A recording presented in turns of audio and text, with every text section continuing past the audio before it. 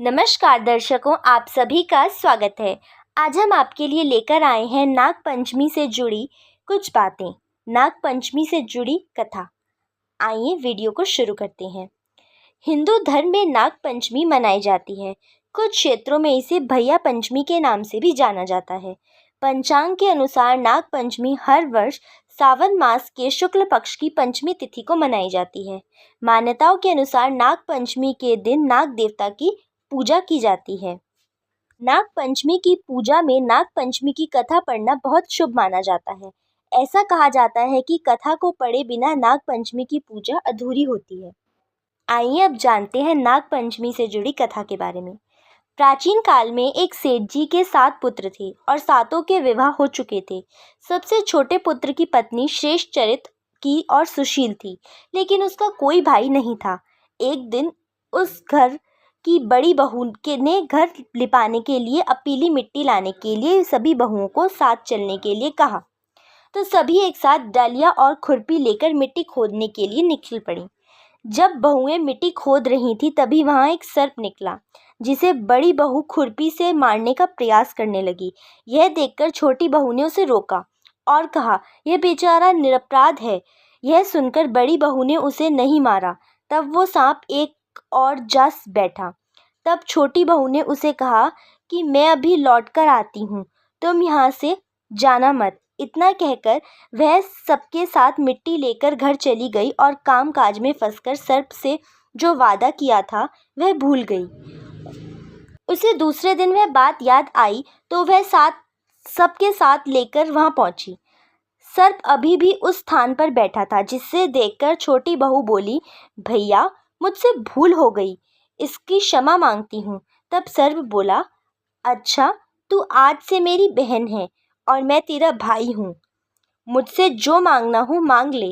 वह बोली, मेरा कोई भैया नहीं है, अच्छा हुआ तुम मेरे भाई बन गए।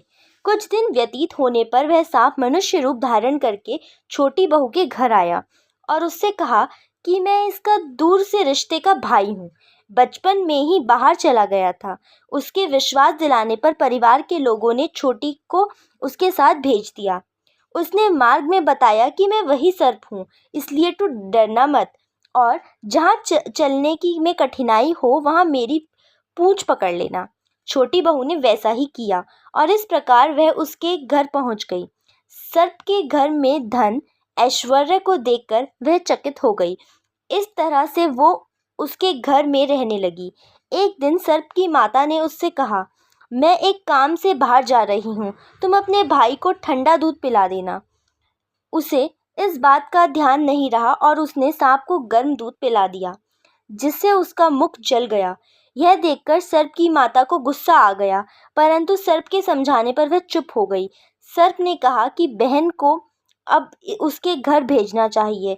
तब सर्प और उसके पिता ने उसे बहुत सा सोना, चांदी, जवाहरात, वस्त्र, भूषण आदि देकर घर पहुंचा दिया। इतना ढेर सारा धन देखकर बड़ी बहू उससे जलने लगी और कहने लगी कि तेरा भाई तो बड़ा धनवान है, तुझे तो उससे और भी धन लेना चाहिए।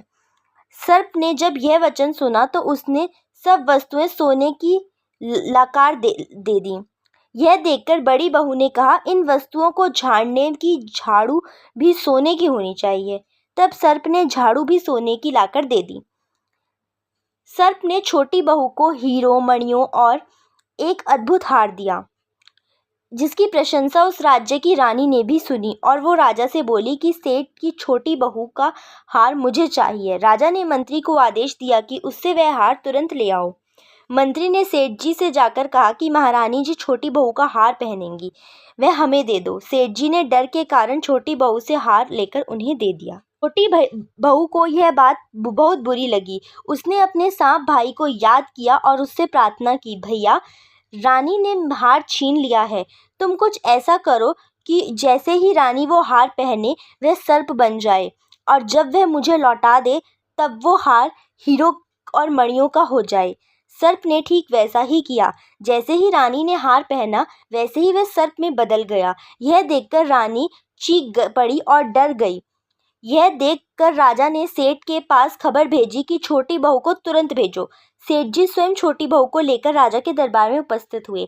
राजा ने छोटी बहू से उसका कारण पूछा तो वह बोली, राजन, धृष्टता क्षमा कीजिए, ये हार ही ऐसा है कि मेरे गले में हीरो और मणियों का रहता है, और अगर इसे कोई और पहनता है तो ये उसके गले में सर्प बन जाता है। छोटी बहू ने जैसे ही उसे पहना वैसे ही हीरो मणियों का हो गया।